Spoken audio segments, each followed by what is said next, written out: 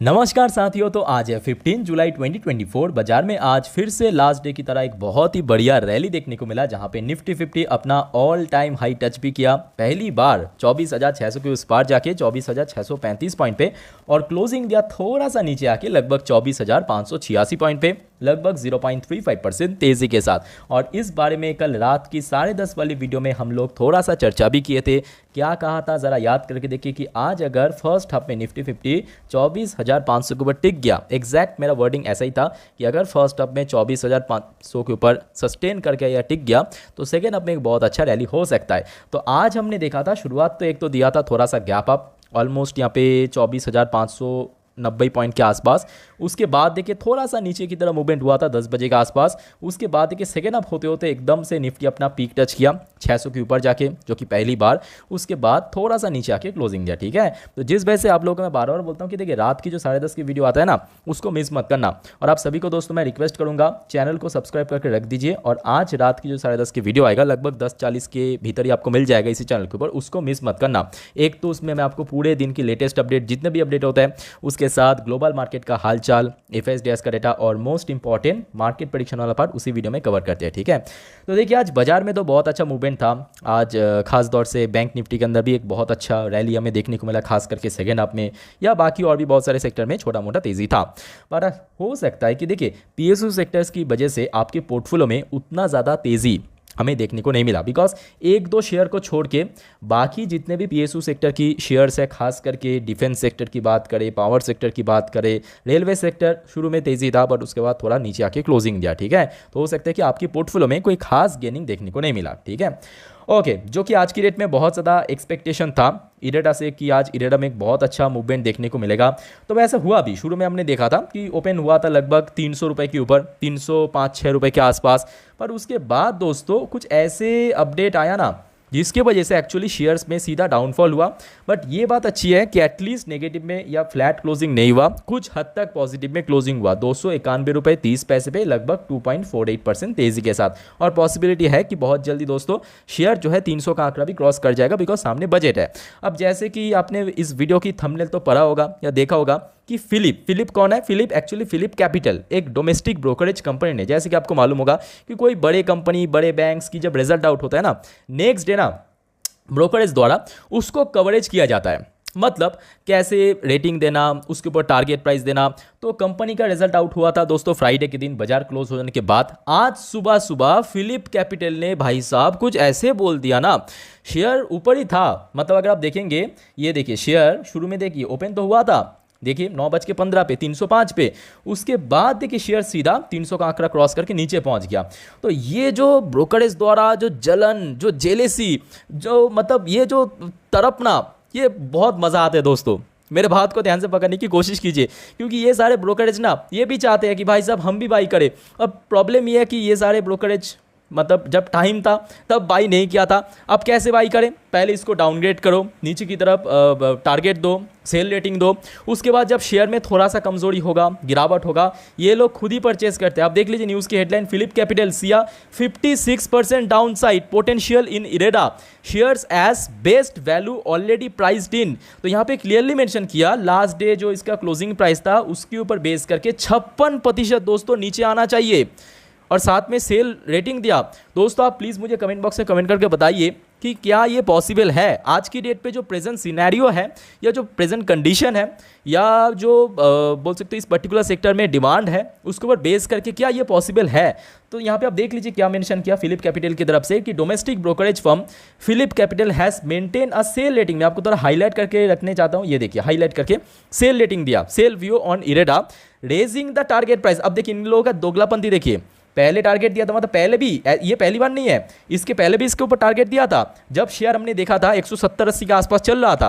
याद करके जरा देखिए क्वार्टर 4 रिजल्ट के बाद, तब 110 का टारगेट दिया। अब ये लोगों ने देखा कि भाई साहब ये तो काम नहीं चल रहा है, चलो ठीक है थोड़ा सा 20 पॉइंट ऊपर कर देते हैं, इस बार बढ़ा के 130 का दिया। मतलब कंजूसी का भी कोई एक हद होता है, लिमिट होता है भाई साहब, है ना। तो आप सारे रिटेल इन्वेस्टर्स को यही कहूँगा, देखिए मैं इसके पहले भी बार बार बोला था, देखिए ना आपको कोई ब्रोकरेज का सुनना है, ना कोई एनालिस्ट का सुनना है, ना मेरा सुनना है, ना कोई एक्सपर्ट का सुनना है केवल कंपनी की बैलेंस शीट का। वही दोस्तों आपको लॉन्ग टर्म में सबसे ज़्यादा कॉन्फिडेंट देगा। अगर बैलेंस शीट में ग्रोथ रहा तो ऑटोमेटिकली देखिए आज नहीं तो कल शेयर में तेज़ी होगा ही। और ये सारे ब्रोकरेज तो देखिए ये सारे बहुत ही घिसे पीटे तरीके है। इसके पहले भी मैं बहुत बार बोल चुका हूँ कि कोई भी शेयर को 50%, 60% हमने देख चुके हैं। KPIT, VVL, ना जाने कितने सारे शेयर को ऐसे 50%, 60% की डाउनग्रेड किया था JP मॉर्गन ने, कोटक इंस्टीट्यूशनल इक्विटीज़ ने। और आज कहाँ पे है वो सारे शेयर और ये ब्रोकरेज कहाँ पे, आप देख लीजिए। ठीक है, तो समझ आ जाएगा। और इन लोगों को तरफ ना, मतलब आप बोल सकते हो कि ये जो तरफ है ना, ये मैं समझ सकता हूँ, मैं अच्छे से समझ सकता हूँ। मैं आपको इसका चार्ट पैटर्न दिखाता हूँ, आपको भी समझ आ जाएगा। ये देखिए, एक्चुअली देखिए एफआईएस ने तो फुल मौके का फ़ायदा उठाया। ठीक है, ये देखिए जो स्टेक है ना एफआईएस का, ध्यान से देखिए, जो फॉरेन इंस्टीट्यूशनल इन्वेस्टर्स की स्टेक है, पहले कितना था 1.36%, आज बढ़ के कितना हो गया, ऑलमोस्ट दुगना 2.70%। अब बेचा कौन है, बेचा भाई साहब डीआईएस ने। मतलब इस टाइप की ब्रोकरेज हो गया, जो डोमेस्टिक इंस्टीट्यूशनल कंपनीज हो गया, इंश्योरेंस वाले, म्यूचुअल फंड वाले, ये सारे इन्वेस्टर्स ने बेच के देखा भाई साहब हम लोग का तो लॉस हो गया। मतलब थोड़ा बहुत अगर वेट कर जाते अच्छा खासा प्रॉफिट हो जाता। ध्यान से देखिए, आधे से भी कम हो गया इनका स्टेक, डीआईएस का स्टेक। तो ये जो तरफ है ना, ये मुझे समझ आता है इन लोगों का जो तरफ है कि किस वजह से 50% से ज़्यादा नीचे डाउन साइड टारगेट दे रहा है। ठीक है, तो आई थिंक आप लोगों के सामने भी मैं अच्छे से एक्सप्लेन कर पाऊँ। बाकी दोस्तों कोई डाउट्स है प्लीज़ कमेंट करके बताइए। अच्छा, ऐसा नहीं है कि सारे ब्रोकरेज ने इसको डाउनग्रेड किया, कुछ अच्छे ब्रोकरेज भी है, मतलब जो एक्चुअल में जो सिनेरियो है या एक्चुअली जो आज सिचुएशन है उसके ऊपर बेस करके काफ़ी पॉजिटिव टारगेट भी दिया। मैं आपको एक बार दिखाना चाहता हूँ, ये देखिए एक ब्रोकरेज है जिसका नाम है चॉइस ब्रोकिंग। चॉइस ब्रोकिंग ने देखिए यहाँ पे टॉपिक को रखा था कि कंपनी बहुत अच्छा कंपनी है, कंपनी को लगातार गवर्नमेंट की सपोर्ट मिल रहा है पीएलआई स्कीम्स के थ्रू, और सामने बजट भी है। देखिए यहाँ पे हाईलाइट भी किया बजट को कि बजट 2024 में कंपनी को फायदा मिलेगा। ठीक है, क्योंकि देखिए रिन्यूएबल सेक्टर एक बहुत ही डिमांडिंग एंड ग्रोथ सेक्टर है, तो इसके ऊपर बेस करके बेसिकली टारगेट दिया। वो भी साथ में ये भी मेंशन किया नियर टर्म बेसिस पे, ध्यान से देखिए, ये देखिए नियर टर्म बेसिस पे कितना 350 का, तो ये चलो ठीक ठाक है। देखिए कोई अगर लॉजिकली समझाता है आपको तो चीज़ चलो ठीक है, बट इलॉजिकल कोई टारगेट देते हैं तो उसमें आई थिंक कि ज़्यादा आपको मतलब इसको पकड़ना नहीं चाहिए।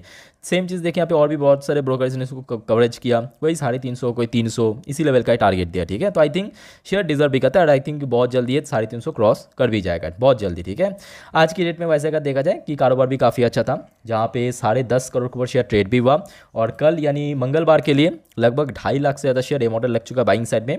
और आज डिलीवरेबल परसेंटेज जो था थोड़ा सा इंप्रूव हुआ, क्योंकि बीच में हमने देखा था अचानक से वॉल्यूम बढ़ने के कारण जो डिलीवरेबल परसेंटेज या रेट है थोड़ा सा ड्रॉप हो गया था। आज एक डिसेंट टाइप का देखने को मिला, लगभग 23.98 यानी ऑलमोस्ट 24% के आसपास। ठीक है, तो दोस्तों जितने भी इंपॉर्टेंट अपडेट्स था आपके साथ में शेयर कर लिया। अब चलिए मैं आपको थोड़ा सा टेक्निकल चार्ट पैटर्न के ऊपर लेके चलता हूँ, वहाँ पे जाके बाकी चर्चा करेंगे। तो दोस्तों अभी आपके सामने मैं ओपन कर लिया इरेडा की लास्ट 3 महीने की कैंडलस्टिक चार्ट पैटर्न। शुरुआत करेंगे एनालिसिस, बट उसके पहले दोस्तों अगर आपको वीडियो अभी तक अच्छा लगा, इन्फॉर्मेटिव लगा, प्लीज वीडियो को लाइक करना और प्लीज दोस्तों चैनल को सब्सक्राइब करके जरूर रखना इस टाइप की इन्फॉर्मेटिव वीडियो हर रोज पाने के लिए।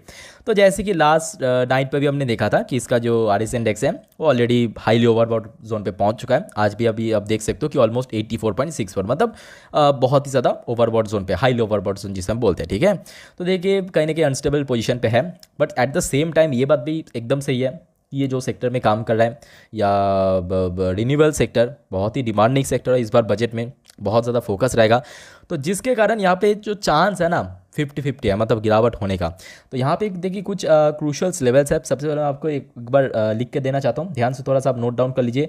आर फॉर रेजिस्टेंस, तो सबसे इंपॉर्टेंट रेजिस्टेंस दोस्तों 310, जो कि लास्ट 2 दिन पे, फ्राइडे के दिन पे हमने देखा रेजिस्टेंस मिला था, हाई टच किया, आज भी हमने देखा हाई टच किया, वहीं पे रेजिस्टेंस मिला और थोड़ा सा नीचे आके क्लोजिंग दिया। अब देखिए लास्ट कुछ दिनों पे हमने ये भी देखा कि नीचे की तरफ एक सडन लेवल है जहाँ पे शेयर बार बार सपोर्ट मिल रहा है। नंबर 1 सपोर्ट लेवल हो गया 275 और नंबर 2 यानी दूसरा जो सपोर्ट लेवल है 250। आप पूछेंगे क्यों, यहाँ पे क्यों सपोर्ट है, तो देखिए ये देखिए अगर हम लास्ट 2 दिन की चार्ट पैटर्न को देखें ना, तो ये देखिए शेयर में जब सडनली तेजी हुआ था, गेनिंग हुआ था, सबसे पहले बात यहाँ पे 275 के आसपास एक बार रेजिस्टेंस मिला था। उसके बाद अगर आप देखेंगे लास्ट मतलब फ्राइडे के दिन जो शेयर का बॉटम टच किया था वो 275 के आसपास था। तो यहाँ पे बेसिकली एक 275 एक अच्छा बेस बन गया। और 250 क्यों, क्योंकि इसके पहले अगर आप ध्यान से देखेंगे ना, शेयर जो है 250 के आसपास काफ़ी बार ऑलमोस्ट यहाँ पे 3-4 ट्रेडिंग डेज पे रेजिस्टेंस मिला था। उसके बाद ही देखिए इसमें सडनली मूवमेंट हुआ था ऊपर की तरफ। ठीक है, ध्यान से देखिए, तो जिसके कारण नीचे की तरफ 250। ठीक है, तो यहाँ पे आपके लिए मैं बोलूँगा 2 एंट्री पॉइंट बन सकता है। अब मेरे बात को ध्यान से सुनिए, क्योंकि एंट्री पॉइंट मैं आपको बता रहा हूँ, अगर आपको ईवी लिख रहा हूँ, ईपी मतलब एंट्री पॉइंट। ठीक है, 2 एंट्री पॉइंट, या तो ऊपर शेयर 300 का आंकड़ा क्रॉस करके ऊपर सेटल हो गया, जो कि आज या लास्ट डे हमने देखा नहीं था। अगर सेटल हो गया तो वहाँ पे एंट्री लीजिए। या तो शेयर नीचे गिरते गिरते 250 के आसपास पहुँच गया या 250 से लेकर 260 के भीतर पहुँच गया, तो इस लेवल पे आप चाहे तो एक बेस के ऊपर एंट्री ले सकते हो। ठीक है, तो ये 2 एंट्री पॉइंट मैं आपको बता दिया। और बाकी देखिए जिनके पास भी शेयर है पुराने रेट में, चाहे अपने 170 में बाई किया, 180 में बाई किया, 160 में बाई किया, आई थिंक ये लॉन्ग टर्म के लिए होल्ड करना चाहिए। लॉन्ग टर्म के लिए बहुत ही मैं बोलूँगा बेनिफिशियल आपको हो सकता है। बाकी दोस्तों इस वीडियो को वाइंड अप करता हूँ, मिलते हैं नेक्स्ट वीडियो पे, तब तक के लिए टेक केयर, बाय बाय, जय हिंद।